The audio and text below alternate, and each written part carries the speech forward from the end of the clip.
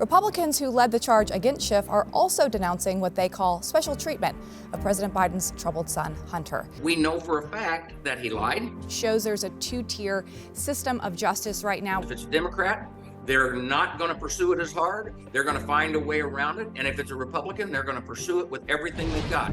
A historic censure of Adam Schiff, the liberal congressman who spearheaded the House investigation of the Trump campaign in Russia. Republicans who led the charge against Schiff are also denouncing what they call special treatment of President Biden's troubled son, Hunter. Joining us now is Representative Mike Bost, Republican of Illinois. Congressman, welcome to the show. It's good to see you this evening. Okay, you voted. Thank you for having me on. You voted to censure Adam Schiff yourself. Why? You're right. Well, let me tell you this. Everyone knows the story, but I'm going to kind of highlight it again. When Adam Schiff was chairman of the House Intelligence Committee, he weaponized the position of power to target a political foe and mislead the public, where he's supposed to just be having oversight. Instead, he used it as a political weapon. In his efforts, he talked to tarnish President Trump. He spent millions of taxpayer dollars to push and discredit the Russian the collusion hoax. So I voted because we know for a fact that he lied, that he pursued the hoax even after it was shown that it was a hoax. He refused to back away from it. And as of last night, I voted with the majority to pass the bill that censured him. Now, understand, he then said that he was going to wear that as a badge of honor. And I don't know how something that is so serious as censorship could be wore as badge of honor. He can claim that if he wants, but remember, he's only one of three that has ever had that happen in the last 40 years of Congress. It was pretty raucous on the House floor. One thing that Congressman Schiff has said is that Republicans are actually using this to be a distraction from President Trump's indictment. Is it? No, and here's why. Because President Trump's indictment is a completely different issue.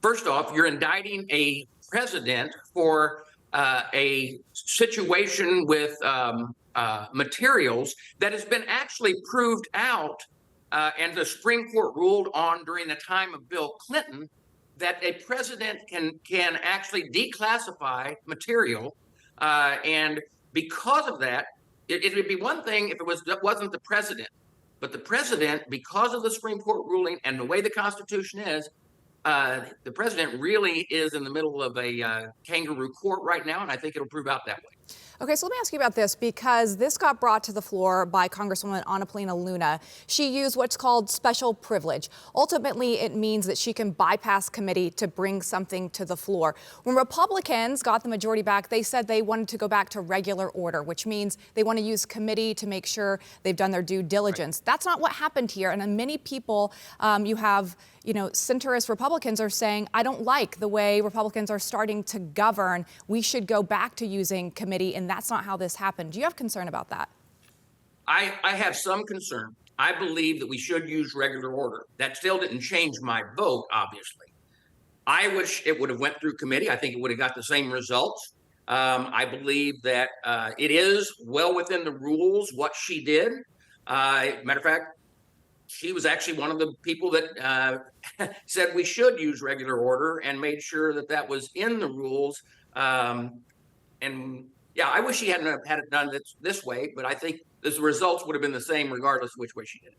Okay, I do want to shift gears with you before we let you go, because there's been a lot of concern amongst Republicans about the Department of Justice's choice to give Hunter Biden, President Biden's son, this plea deal of tax evasion and federal gun charges. They're saying there's a two-tier system of justice right now. We have some members of the GOP who are trying to get President Biden out of office right now. We talk about that later. But at the end of the day, is this something that your constituents care about? Do they feel like there's a two-tier system of justice? Are they concerned about what's happening with President Biden's son? I do believe a majority of my constituents feel there's a two system, that the Department of Justice, if it's a Democrat, they're not going to pursue it as hard. They're going to find a way around it. And if it's a Republican, they're going to pursue it with everything they've got, especially if that Republican is President Trump.